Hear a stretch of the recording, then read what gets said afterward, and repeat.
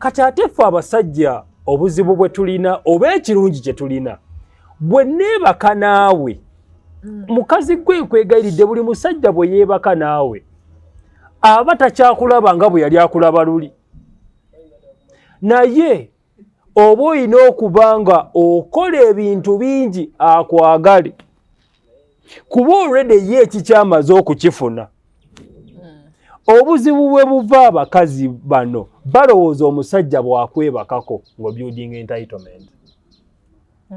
Okitegeera, that's the problem. Buli musajja bw'amala okwebakako awulira ng'ayagala akulinnye omugere mu face ofulume n'ennyumba ye. Not all of them. Not all of them. Tuli mu dating, wuliriza. Kyova olaba abakazi bakomplaininga bati.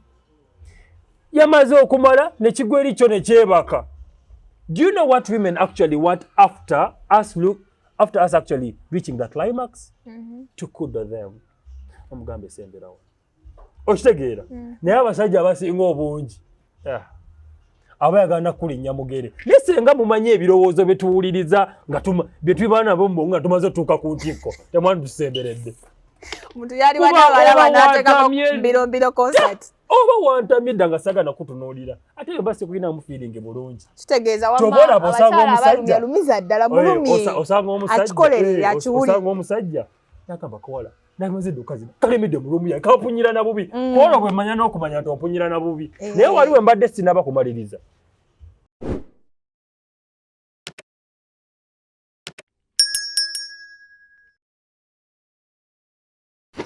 Nzizeemu okusisinkana omulabi wa Brown Skin Events olunaku olwaleero webale gyonna gye wakatuusaako engalo ogamba otya musiibye mutya mwasuze mutya wonna obudde show eno bwegenda okutuukirako manya nti nkubuuzaako nkulamusaako mwebale byonna bye mu achievings omwaka guli tukomyewo nate nkyali ne Mwami Douglas leero azze na nsonga ndala tulina nkuba mpya era abikyalimu mu family cause family etandikira eri tuva side eri eya dating love mweronze muzadde abaana you know step gye zitandikira mu kweraba olwaleero y'ensonga yaffe amanya gange kanga bajjukiza ogw'okulala namba zira nahid mba musanyufu nnyo buli wembeera wano ne muviewing ebintu byaffe mwebale nnyo na gye mba musinzidde. Thank you so much. Barakallahu fikum. Mungu abaddizeewo abalwadde musuuke buli muntu alina kyatadde ku zino show zaffe tambuza video sharing likinze saba mukama kikubemu obulungi bonna obusaanidde mwebale nnyo Mwami Douglas damu oyanjulire ku balabi baffe oba kuliseeyo mu kuwummulamu. Okay. Abatulaba ku Brown Skin Events amanya gange nze Douglas K. Segawa mbalamusizzaako nnyo abatulabira mu mawanga ag'enjawulo abantu abatulabira mu Middle East bambi tubebaliza ddala mwebale nnyo kusubscribinga mwebale nnyo kulikinga na commentinga mutuzizaamu amaanyi naye tubasaba bwe musubscribinga mu viewing mutuyambe obuyambi mukikolera omwaka guno gwe tuyingiddemu 2025 mwaka mupya tutandise na nkuba mpya bingi bijja kuba bijja balina bityo bye bafumba ku mukutu guno mujja kuba bibalaba mubiraba tubasaba mubegeka amaaso mubateekemu n'obuwagizi nga mulaba ebintu byabwe kuba tebalina bintu byesittala twagala nnyo tube nnamba emu nga naawe ali eyo atulaba oli nnamba emu tuwebaza Mukama yabayisiza mu mwaka oguwedde tutandise ne guguno atubakuumire paka we tunayingira mu mwaka 2026 nate enkomyewo amanya gange nze Douglas K. Segawa bingi nnyo bengenda okwogerako abangi bamanyi ndi munnamawulire amawriter bikisho host byonna nga mubimanyi obulungi ndi wa Musajja Zukuka podcast though I work in conjunction with them aba Musajja Zukuka. Actually I'm under even the Money's Cave. Era bagala kujoining a Money's Cave, you can just come into my inbox. We're into that particular league to boost the masculinity in men. Thank you. I'm Douglas. All right, Mr. Douglas. Banai, introduction yeyo ebeera nene ebikiwa bingi sobola olumu njagala nabyeyogerera kubanga lubaale w'omulamu tasamirirwa ebintu bye byonna abimanyi in details nze lumu mbitabika. So Mr. Douglas njagala oba nkusaba otangazeemu ku nsonga wano nga tutandika ensonga zino ez'omukwano dating kyeki okwagalana bitandika bitya era byali badde bitya era bikolebwa bitya bigenda okwogera tebigenda kuwoomera bangi. Yes, naye okusookera ddala tagala nnyonnyola omuntu dating kyeki okize ne mu Luganda kuba ndabika ekisooka dating bulimba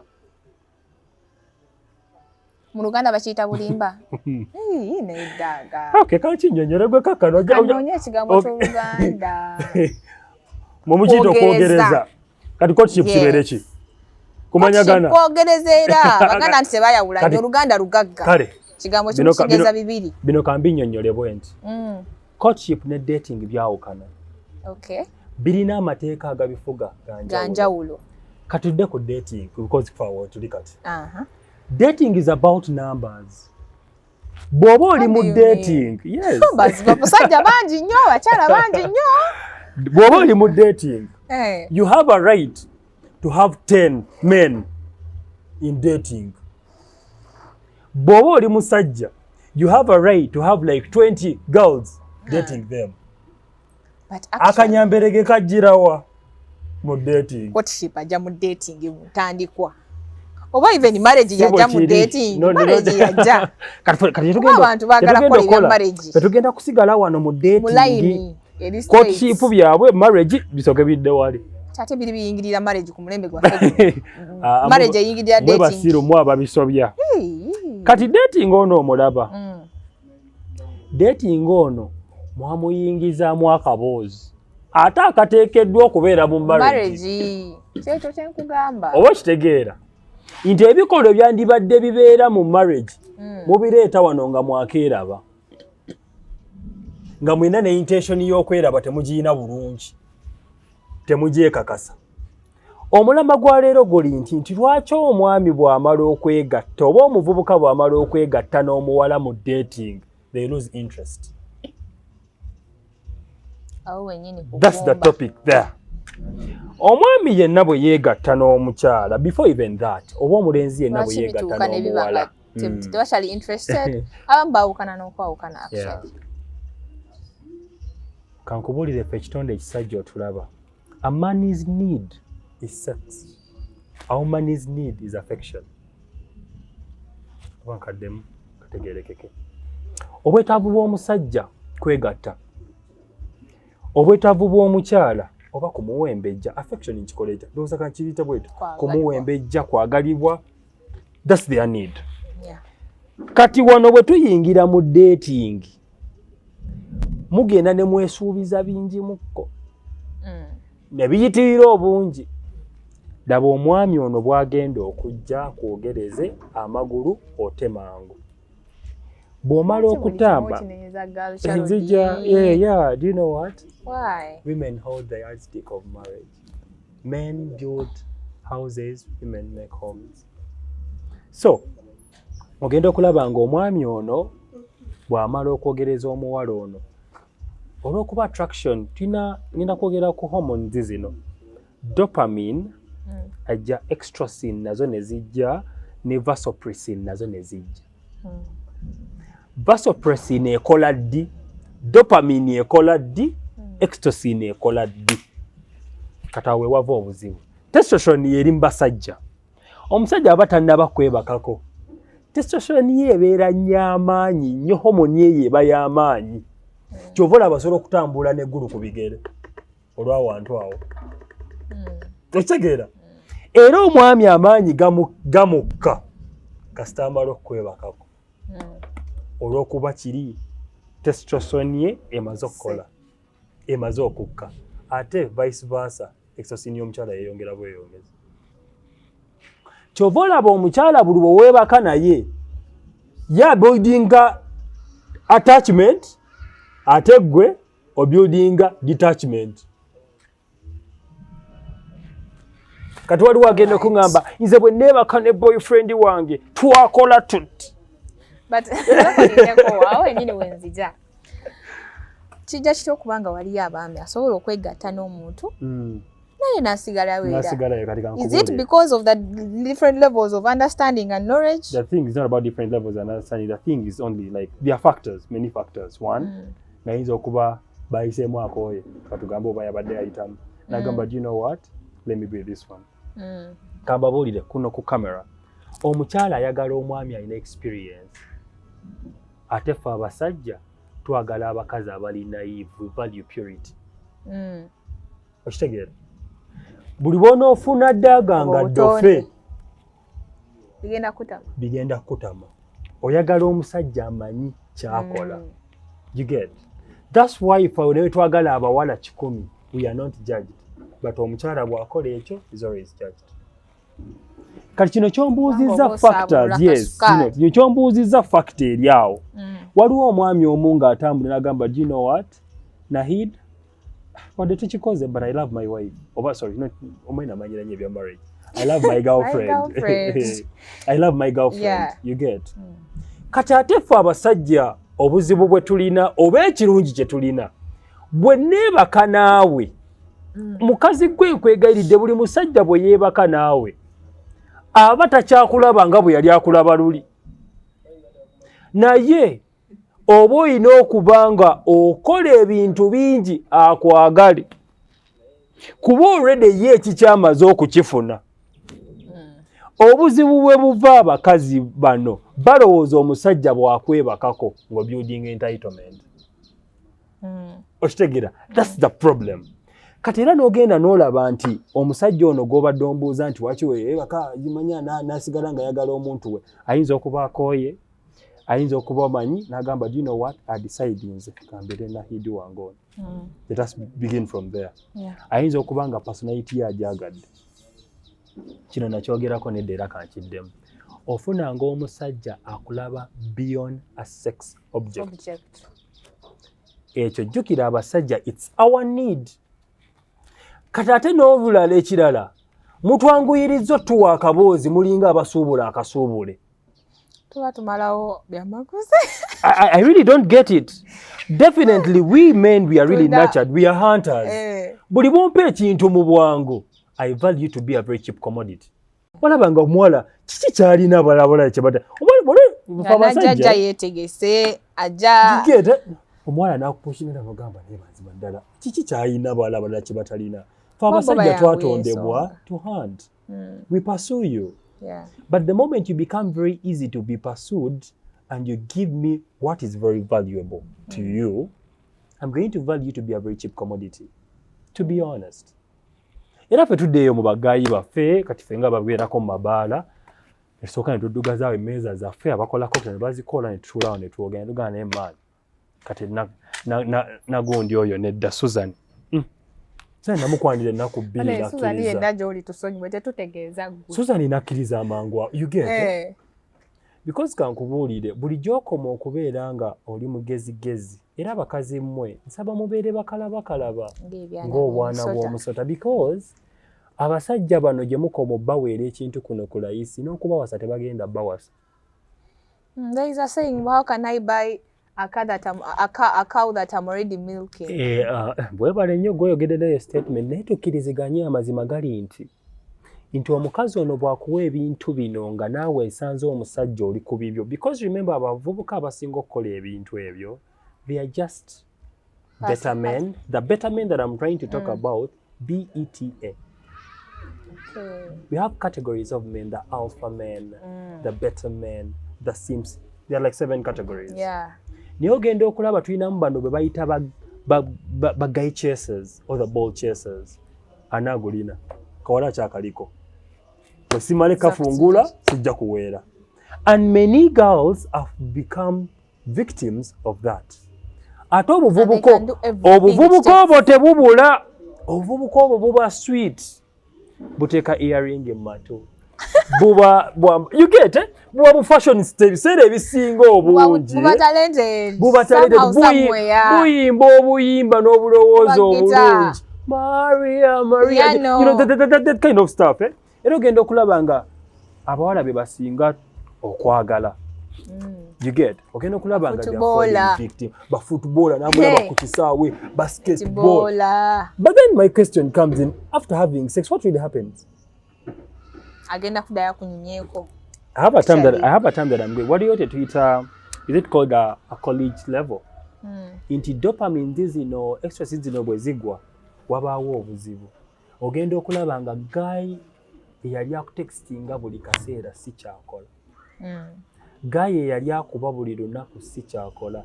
Abasajja ebintu bye tuba tukola nga tupasuuwinga wano bw'otuwa ekintu kiri, we start to decrease them. Weebaza Mukama ng'omusajja omuwadde enva emirundi egiwera n'asigala ng'akola ekintu kye kimu. It's luck. In this particular generation, it's luck. Indeed. Kyova olaba abakazi be bakyasinza okugenda mu bino, njagala gakaaka amazzi, njagala okusika ennyo, simanya bino, siina ttama, simanya bino. You get it? Abakazi be bakyasinza okubeera mu bintu ebyo. Kati laba bwagenda n'adda ku mwana w'abandi katugambe omwana omulenzi ayagala okumuwasa. Ayagala owasa okumuwasa. Ayagala okumuwasa omuwala. Afunye gaayi bambi ayagala kumuwasa. Naye ng'olwedde oluggi luli lwagulidde abasajja bayitirivu. Kyova olaba abasajja kaddawo baadoptinze omuze banywa obudomola abeere n'omuyini guti. Reason being ti abakazi beegabangudde nnyo. Mweka mbabuulira abali ku kamera. Omuwala ateegabye, omuwala ali virgin, teetaaga na kumalirako ssaawa 3 okutuuka ku ntikko. Tugamba. Omuwala eyeegabye teetaaga gwe kuba na 6 inch. Kuba batalina that particular exposure. Lwaki mwe abakazi mutukanira tamalaako? Some of them even say it just to annoy you. Definitely, but in most cases, never underestimate the action and words of women. Era ayoshe yabuuza gwagamba tamalaako ngo akamufumbirwa. Wategeera ddi amalako kyalina okukola. That's the nature ekyo kye nkugambye. Always abakutadde ku minzaani. Do you understand? Ebiseera ebisinga women keep us in checking about comparing n'obulamu bwabwe obwayita. Direct and indirectly. Kyovola waffe twagala abantu bali experienced. Oyagala banga gwe kaguje. Sina kaguje kyokka, njagala nnyo okubeera n'omukazi nga nze musomesa ekyokola. Anti kyekyo gwe experience ye kumpi. Lwaki? Omukazi ono gw'osomesa ekyokola amaka gawangaala ate gabaamu n'ensa. Because you are leading someone who is also leadable. But the moment you lead someone nga naye alina confrontation ze mubeera mu friction ze buli kaseera, ebintu bitandika okutabankuka ebiseera ebisinga. You get? Era kati mbadde bwe nkuze mu guno omulamu nti lwaki abavubuka ba losing interest. That's what you put on table. And women right now are very curious. Adda ku banne mwenyumiza sex nga wabadde si bagulu. Mukwana. Ebyeri biba byeri. Tebakulya koine. Abakazi beenyumiza. Petero yankutte n'anteeka ku sink. Bwe yantadde ku sink n'anzijjayo n'anteeka ku carpet. Bwe yanzijje ku carpet n'anzijjayo n'anteeka ku... Oba kitegeera? Kati bw'owulira ebintu ebyo gwe nakamatte gwe oba nakigudde. Tosa kunyumiza scenarios ezo. You're going to get the imagery. Nti omuvubuka gw'obadde olindiriza ogenda kumuwa agambe otyo. Kyova olaba mu dating omukazi tafunamu. In dating omukazi ya losing 100%. Men win. Era woba oli mu dating manya gayiwo ye kaguje yawangudde. Bijoka, bimaster, embwa bawo yazirina. Boyfriend yabazirina. Gwe ebikombye toyinako wadde necha. N'ebyogerako ebyo bimunaana. Tolina. You know what? Kano kazannyo. Dating is a game. Ate ogenda okulaba nga abantu abasinga bonna abazadde abaana bano betuli abasingo mother babazalira mu dating, not in marriages. Tebadde okimanyi. Genda okola research, oli mwana muwala ojja kukola research, ojja kumbuulira bwe tunaakomawo. Ojja kumanya. Abantu abasinga babikoledde mu dating. Naye nga ddala baba bakimanyi nti bali mu dating. Obutamanya n'okumanyako tebikujjaako musango. You get? Boys right now are not going to get married. Era bw'olaba atutte bold decision n'akutwala ne bw'akulaga ewuwe bw'asula, ekyo kirabo kiri awo. N'asongawo n'agamba nti wano wembeera n'akuleetawo, ennaku zo tebakyabalagawo gye babeera. Mubeesibako. Ogenda beesibako, ogenda kubba engoye ze sweater ozitutte. Mulinga abajja okusuubula. Nani baga chali muto swaza. Toyina ngoye wammwe. Muri baavu. Mwebatizeeko musajja atereka mulaga nnyo nti nno toyina nnyo. Kizibu. Bannange. Mugenda otuswaza bacha abayita nnyo abalayisi. Era muri balayisi. Werekeremukko. Teri kitonde ku. Stay with that pride. Teri kitonde ku duniya kuno. Tokisusa dda. Linda katono. Teri kitonde ku duniya kuno. Okimanyi n'embwa ya bbeeyi. Ate kiki kyali kya bbeeyi. Naye kitonde ekikazi kya layisi. Mbooza lwaki. Osanga omukazi ali mu nnyumba ng'eyo. Buli kimu mweki. Ebyo. Nagenda kuwa chapati. Juvene ku ekyo. Naye n'alekawo amaka ge bulungi. Ne yeeyombekera. But is that being cheap? Ensonga eri wajaawa.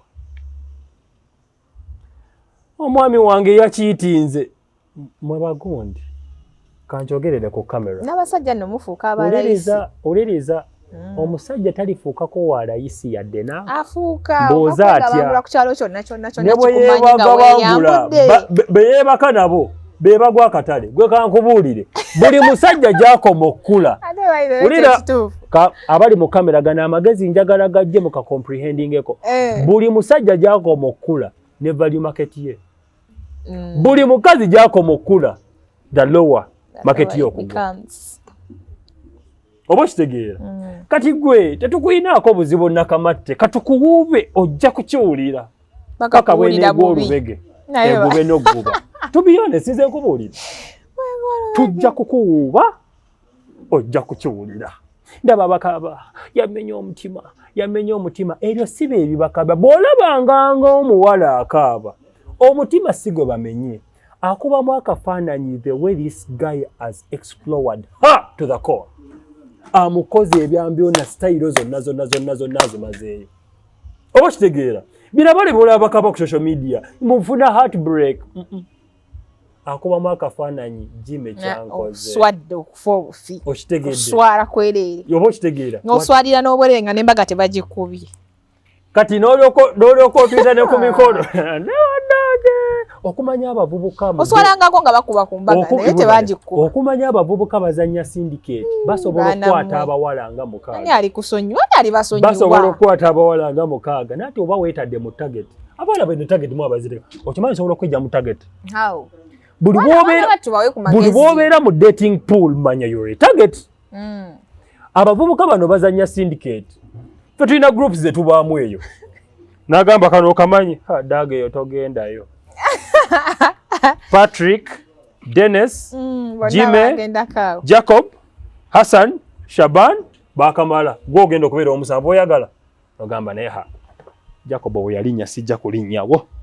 Sikaaki. You get? Naye gwe ovanga ku kintu okutulawo nga bakuliko bakudiscussingako naye nga bonna bakuyitamu. Terikitamanga ekyo. Ate gwe kankubuulire bino bye bagamba nabo empempulira n'abakazi nabo bazina abasajja tebakulya koyi. Oyagala toyagala. Gwe kiba kiridde. Kali ne mbuuza ekibuuzo. Omusajja oba omuyiyeemu ki?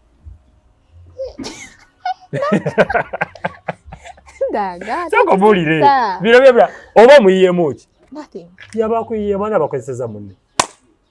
Kibanga sowaani. Sowaani amaze okulya byaliddemu. N'amagomba n'asuula omwo n'akulya. Ebidiba bidda wannyini. Mubadde mukimanyi nti omukazi amala emyaka 3 ne DNA y'omusajja. Enkwaso ze bakuyiwamu gwe. N'oba wayawukana n'omusajja okumala emyaka 2, okyatambula ne DNA ye olw'okuba yakuyiwamu enkwaso. Tasobola omugamba. Olaba ne kiisi obukiisi. Kasita mukiisinga DNA yammwe ey'amalusu etandika okubeera y'emu. Just kissing.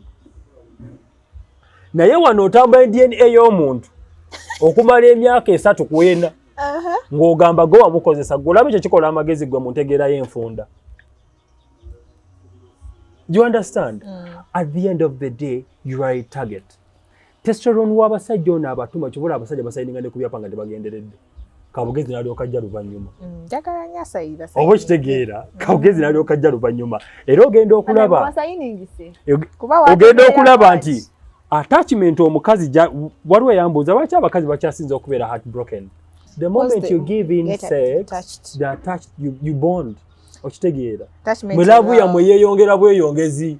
fenge yaffe sibi eriko because nze bwe neebaka naawe essaawa zino in case kale nga ngambo mind let me settle with this particular part be decision for abagikola tandika now to look at your personality now kuba mwekamba bulira akaboozi kokako kate kamala n'empisa nakyo kintu kikulu n'okubanga you can discuss bine ebyokwogerako ekyo kintu kikulu kubanga nkubuulire sigenda kuddaawo olw'okuba wagenda ewasenga abantu abasinga bakuliza ogenda ewasenga totibe tunaalya nze naawe you get ne tolina bintu byogenda gatta you can't say something away from that era tujja kujja notwogereko bazimba batya omusajja buli abakazi bagamba namuzimba nemuzimba ng'ekikulu ennyo kyeyamuwa gaali magulu tekwali kuzimba yamwolezanga yamufumbira yamugololera kambabuuza ekibuuzo people go down there ne baleeta ebitiyo ne basenayo omusenyu gwonna ogwakwata kino ekibuuzo kibuuza nnyo abakazi bwe wali tonnajja nalindya si bwe guli of course bwe wali tonnajja nalinnya wali tolyanga olya kati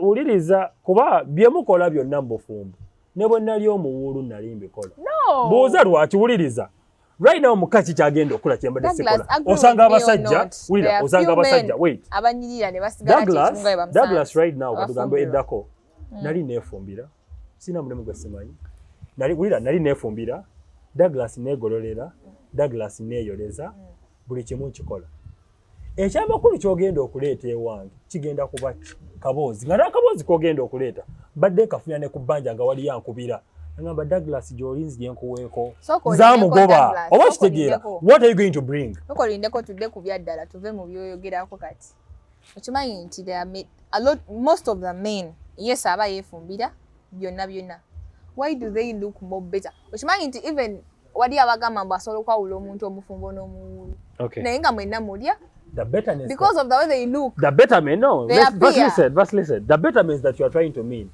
just into omukazi aleetawo atmosphere ya peace ulyo batozirina uliriza wano mba n'emirembe wali nga ndi bwomu naye omukazi abugiriza emirembe Douglas oyagala nyo weyigale mukutte mulina oyaba mukutte obadde yagala kunyweza naye omukyala kizobagana ate nawe emirembe men we need peace right naye omukazi uliriza no uliriza emirembe gyegiriwo omukazi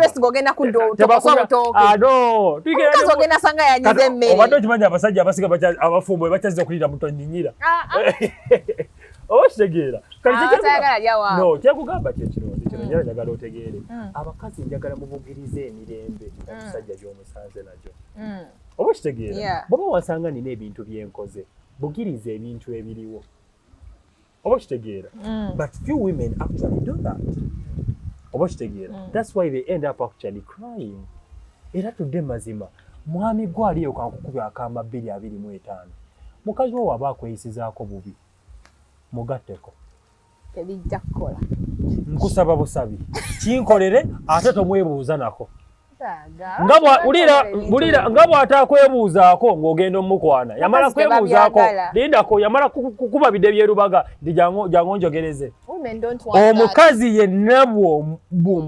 yenna bw'akola ebintu by'otayagala bw'aba tayagala kwekiziitinga luggi luli muzzeeko ne namba 2 bw'akola kyekimu omuzzeeko abo bajja kwekkakkanya bokka tulabye abakazi abeepaaluuka era n'omulaba nze emitafuta ne gimusiba mu nnyindo omanyi abakazi mulina akalaaca mwogera nnyo 225 n'omulaba kasita omukazi akuddamu n'akalaaca ako mugobe siri wano kubawaga but I'm telling you if you are truly a man always reward good behavior punish bad behavior. Punish by marrying another one? Yes. Is it a must? By marrying another one. That is torture. Because let me tell you something. I'm not going to be repetitive on the same thing every time. That is torture. It's like, you're torturing the woman emotionally.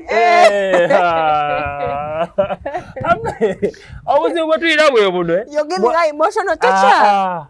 Wait, Teresa. I've always told women, if you find any particular problem in your marriage, clean your room first. Clean your room.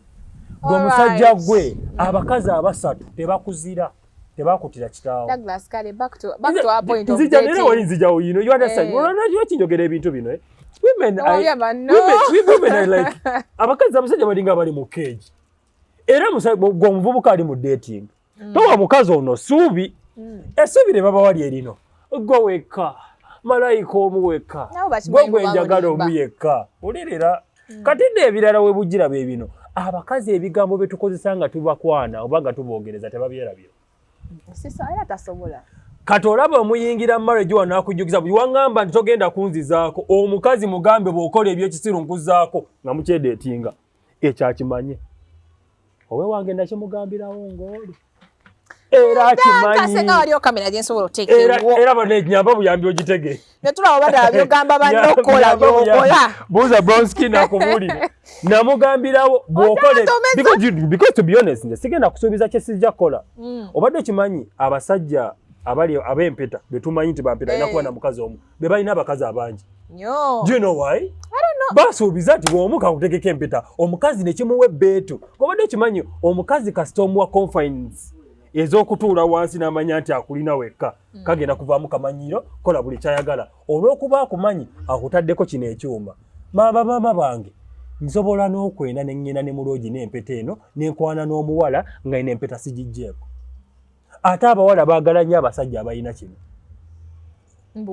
you know why bavaako ku buno obuuka obamalira obudde obutamanyi kwesangula baagala abasajja babuvunaanyizibwa to be honest yes kyovula aba baagala nnyo abasajja abafumbo nze sijja kulima bwe nali sinaba kuyingira bwe nali sinaba kuyingira relationship gye ndimu baali tebajja naye mwana bwe natuuka mu bino ebya commitment I have someone home nkomayo waka shopping women are on my neck olabirawo simu ng'akubye hero mwami badde okubidde kukubuuzaako n'omugamba naye ndi wange waka mukyala wange ndi naye tebe totunyumiza naawe nze siri mukazi you get amazima gali nti omukazi yenna bw'akola ensobi punish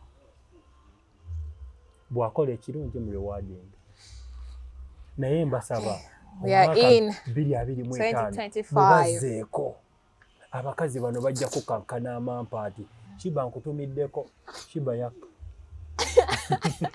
kiba kigoyogerako kiba damage kati gwe it's not about the numbers it's about the treatment kati kakkana treatment ate njiweko ne ku mulala lwaki oyagala gobere ku nzenze kakwa treatment ennungi ng'omulala naye abajagala obadde okimanyi right now bwe tugamba nti buli musajja yenna abeere n'omukazi omu kadugabe polisi nejja abakazi bakyasinza okulwanyisa etteeka eryo katubeerera mu dating bawala mmwe bavubuka ba boyfriend bammwe mikwano gyammwe gye baagala okimanyi ekyo that's the problem that's why sisembeza lwaki osembeza ate nga mikwano gyo mukazi sembeza bakakulire kabbaako naye bagamba tujakakulira ne video bazikusindikire agambe no mumazi bino my property you get because bino ebito birinaako guarantee especially nga muli mu dating is about numbers, it's about rules. Waliwo ebitemu ebikola mu dating ebitakola mu relation mu courtship. Courtship wabaawo ababagayidinga two parties of the family zijja ne zituula tebabakkiriza na kusisinkana nga muli mwekka muyinza okwesobya. That is courtship. Kati abantu abasiga bakwata dating ne courtship ne babikola biti kyova abantu abasiga bava mu ebyo ebintu bayita dating oba courtship bayigirawo mu marriage kyova ebintu bifa. Kati soko tunyonyere mu courtship wabaayo ki ekyenjawulo ku dating?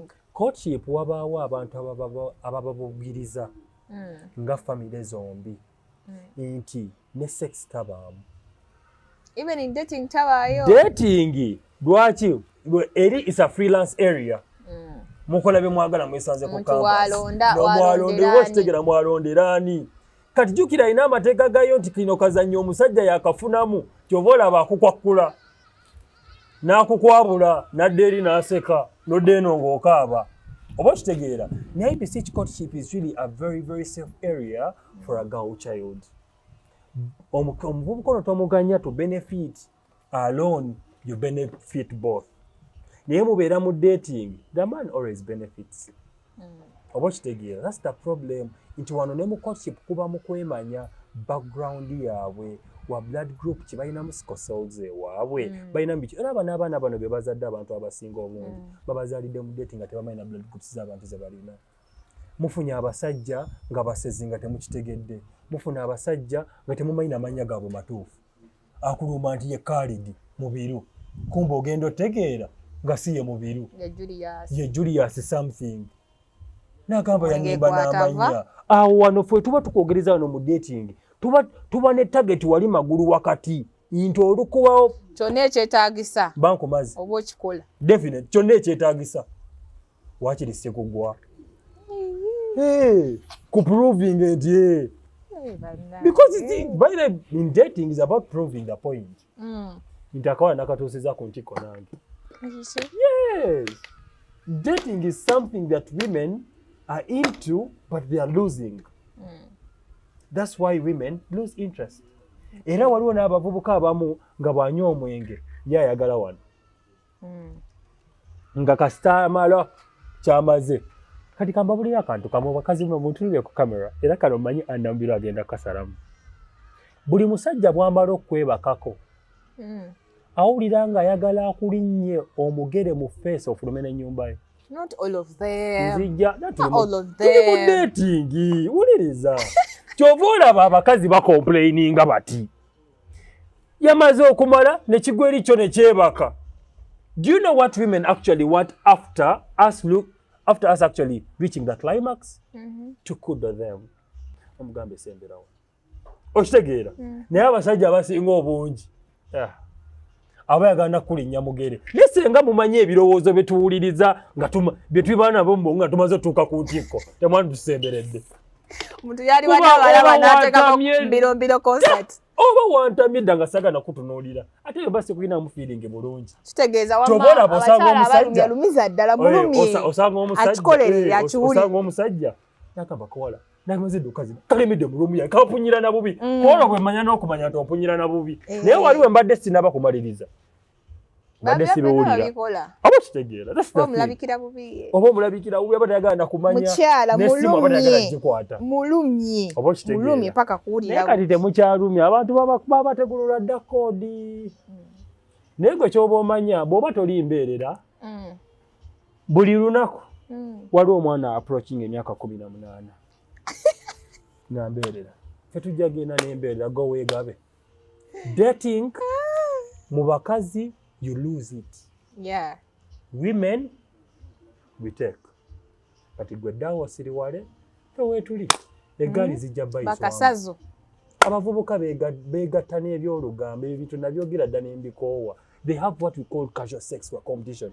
Mumanye kibeera mu house party eyo bagambe anyway I've never attended one. You have never? Douglas, and I'm not even interested. I've ever naye mukama nyamba nze sinya mwenge kati oba tonywedde mwenge obwongo bwo gwoleza oba soba naye anda yes abaana bano bamala okunywa era abantu abali bwe bamala okunywa they get the influence bakola buli bye baagala okitegeera tewali buzibu ffe bwetuli okunyumirwa tewali buzibu ebitundu byekyama wabanga even girls claim to be enjoying kumbe they are enjoying you so kademo complete bwanji girls claim to be enjoying kumbe they are enjoying them me bagamba they are enjoying us it's you enjoying her not her enjoying you at the end of the day go wachibuziza ani ateeka mukireba fa abateekamu machi waliwo yambuuza he's enjoying you that more bw'okwata ekinu n'omusekuzo ebiwangadde ennyo kyekiri wa musekuzo oba kino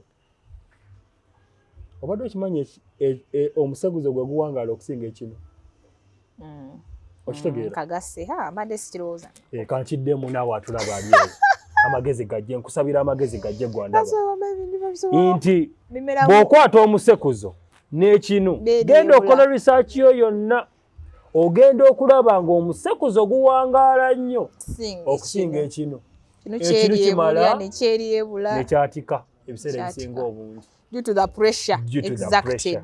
Kati mukazi gwe oli kino omusekuzo bali bati but he knows it kyova olaba mwekolako ogundi ne steaminga ne mufuna bumufunza ne mukola kale bwoba you're not losing why are you doing that okitegeera nakyogerako ne wali ku shares ezimu myaka egyo giwedde ne bagamba buli musajja alina when you tell them they're like mbu why you pretend to be holy being holy wetekeko kali ka value wesasireko amazima gali nti tukiriziganye tujja kunimba nti buli musajja akuyingira akuleka kyekimu noba ne lastika ng'omwetya noba lugoye nga baluko gata naye emala neeti kuba tukiriziganye buli musajja yakula bulala example nungi ya gata jambala mugwe small size omala ogiwe big size agyesire oddemu jambala ku last point yayo lawo ekyanywera kyekimu omusajja tamalaako nga wenaina yaluzinga data tane kyawunyisa abagwa mu mbi baba honest guy ready to marry bane bamu ye lwaki mutukola ebintu ebyo ate mwagala mmanya nti pasity anti kati guma munnaye naffe tusigisi ate ffe wali ffe ba church boys tutomedde abaana we don't want to be totogala mmanya byayita buli omu alina history we yeah I love my girl bane mutukoze ebintu ebyo nosanga kaddaaga kaabwe ebyabakazi si bimanyi nnyo gwe wena oliko omutuli guti kati kikyo buyagala nkole to be honest dating nawe weepimireko era ng'onoonya olya eteekamu buli sport bwe businga n'okulokoka nno obadde otya osanga oyo nga yalokose dda gwogwogwako asanze wano ku gundi ku worship harvest yekasanga titusaba ffenna ab'engoma abadrama abaki abajazi but to be honest women in dating you lose a lot. In dating, you have no portion in dating. Men have the portion. Ate n'ekirala mu dating kino kyenjagala mumanye nti omusajja yenna mu dating ekigendererwa kye ebiseera ebisinga kaba kaboozi. Era ekyo bw'oba tonnaba kukiyiga kati kiyige. Nze mpunzika mbagamba ebigambo byange bino. Yeah. Don't allow yourself into the dating pool. It's a bit risky. Era abakifunyeemu chance. Kati awo ng'oli concluding with this thing. I want you to give a clear definition. Njagala obawe definition is obafuna engeri gy'obigattamu. Kambi ogere mu Luganda. Oyawule marriage, ogibagambe nti marriage wabayo kino na kino. Dating wabayo kino na kino. Courtship wabeera kino na kino. Kino tekinnaba wano. Kino wano bino bisobye. Bali na kibuuzo ekyo. Dating kankiddemu. Dating is about numbers. Dating y'abantu ng'olina abantu bangi. Onoonya. Kyetuyita onoonya. Kale oba kale ng'onoonya. Aba mu katale. Weebale nnyo. Naye bw'osisinkana omuntu oyo mulina okuva mu kintu kya dating. Kati mudde ku ddala lya after you selecting out of the many mudde mu ddala lya courtship. Bwe mudda mu ddala lya courtship omwo mwe muli okumanyagana. Oba okitegeera famire yammwe ekola ki ekiri ewammwe. Naye mu kumanyagana okwo kulina okubeerako abantu ababagaidinga muleme kusobya. Muve ku guno omulembe ogwonoonese nze sitwala simanya kapa mu kkotiya. Okitegeera kale temuzitwala ki ekibaawo. Era ebintu byonoonese bono si bwe guli nti courtship wano babagaidingamukko. Ate ne maama we asobola okugamba mwami okusinziira ku njogera mwana wange togenda. Nina kyendaba ndowooza gwe kyotalaba. Nti lwaki twagala oyitemu eno vetting process ng'abazadde balina amaaso ge balaba. Basobola predictinga buti ekintu kyo gye kisobola okuggwera olw'okuba ekintu kino tebakiriimu. Naye olw'okuba mmwe laavu yeebasuukunda ekintu kino kiyinza okugaana. Kati omuva ku mudaala ogwo nga famire zonna zikkiriziganyizza nga nammwe mulaba you can push it further then you enter marriage. Ebikolebwa mu marriage teri atabimanyi. Kijja kudda wano mbibagambe kwegatta kola biki buvunaanyizibwa kuzaala baana oba kitegeera.